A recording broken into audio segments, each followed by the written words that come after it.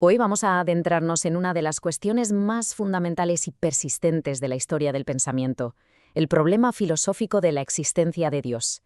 Se trata de una pregunta que va mucho más allá de la fe personal. Es un desafío intelectual que nos obliga a examinar la estructura misma de la realidad, los límites de nuestro conocimiento y el sentido último de la existencia. La pregunta, formulada así, ¿existe Dios?, parece simple. Sin embargo, encierra una complejidad filosófica abrumadora. No estamos ante un asunto que se resuelva con un sí o un no, sino ante un problema que nos confronta con la naturaleza del ser, las fronteras de la razón y el propósito de nuestra propia vida. Y aquí es crucial hacer una distinción. La teología parte de la fe, de la revelación. La filosofía, en cambio, aborda esta pregunta desde la razón pura. Su trabajo consiste en analizar la coherencia de los argumentos, en evaluar la validez de las supuestas pruebas y en examinar si los conceptos que atribuimos a la divinidad, como la omnipotencia o la benevolencia absoluta, son lógicamente consistentes. Bien, para ordenar nuestra exposición vamos a seguir una estructura clara. En primer lugar, definiremos las 4 posturas filosóficas principales frente a este problema. A continuación, exploraremos los argumentos clásicos a favor de la existencia de Dios. Después, analizaremos las objeciones y los argumentos en contra. Y finalmente, reflexionaremos sobre por qué esta cuestión permanece en esencia irresoluta. Pues bien, empecemos. Antes de sumergirnos en la argumentación, necesitamos un mapa conceptual. Es fundamental definir con precisión las 4 posiciones fundamentales que se pueden adoptar en este debate, ya que entenderlas es la clave para seguir la discusión filosófica. La primera postura, y sin duda la más extendida históricamente, es el teísmo. El teísmo afirma la existencia de un Dios personal, creador del universo que además interviene en él. A este ser se le suelen atribuir los llamados atributos de perfección, omnipotencia, omnisciencia, suma bondad, y precisamente muchos de los argumentos que estudiaremos buscan dar un fundamento racional a esta creencia. En segundo lugar, tenemos el deísmo, una postura muy influyente durante la Ilustración. El deísta, al igual que el teísta, cree en un Dios creador. Sin embargo, y aquí está la diferencia crucial, este Dios no interviene en el mundo. La analogía clásica es la del gran relojero, un ser que diseña y construye una máquina perfecta, el universo, le da cuerda y la deja funcionar según sus propias leyes, sin volver a interferir. La tercera postura es el ateísmo. El ateísmo no es simplemente dudar de la existencia de Dios, es la afirmación de que no existe. Es una conclusión que se alcanza generalmente por 2 vías, o bien por considerar que no hay pruebas suficientes que justifiquen la creencia, o bien por sostener que existen pruebas o argumentos que contradicen directamente dicha existencia. Y finalmente llegamos al agnosticismo. Es importante no confundirlo con el ateísmo. El agnóstico no afirma ni niega la existencia de Dios. Lo que afirma es que la razón humana no tiene la capacidad de saberlo. La cuestión para el agnóstico trasciende los límites de nuestro conocimiento, por lo que la única postura intelectualmente honesta es la suspensión del juicio. Perfecto. Con este mapa de posiciones ya claro, podemos adentrarnos en el corazón del debate.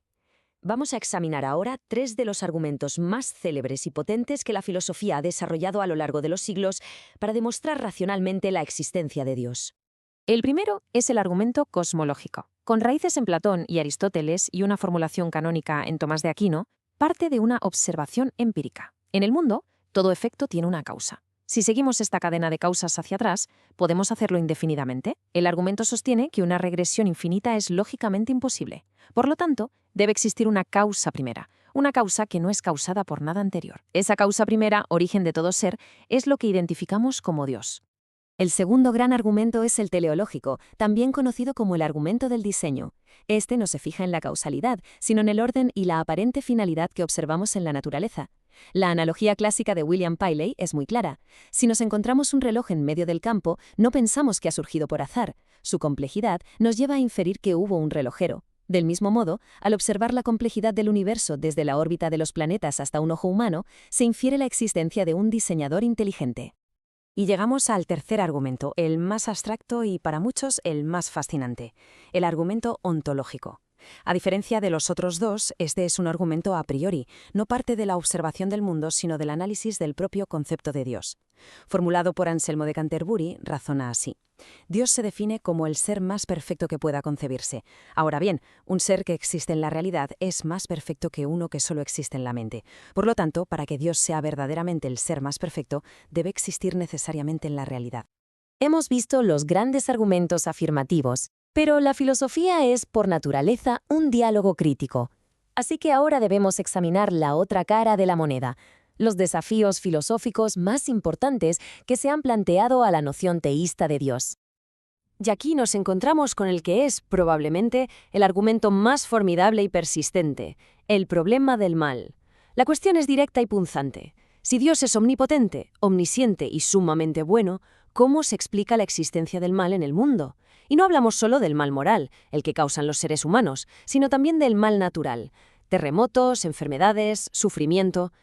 Lógicamente, el problema se formula como una contradicción. Premisa 1, Dios es omnipotente, por lo tanto, tiene el poder de eliminar el mal. Premisa 2, Dios es sumamente bueno, por lo tanto, tiene el deseo de eliminar el mal. Premisa 3, que es un hecho innegable, el mal existe. La conclusión que se extrae es que estas tres proposiciones no pueden ser verdaderas al mismo tiempo. Al menos una de ellas debe ser falsa. Otro tipo de objeción no se centra en la relación de Dios con el mundo, sino en la coherencia interna del propio concepto de Dios. Son los argumentos de la inconsistencia.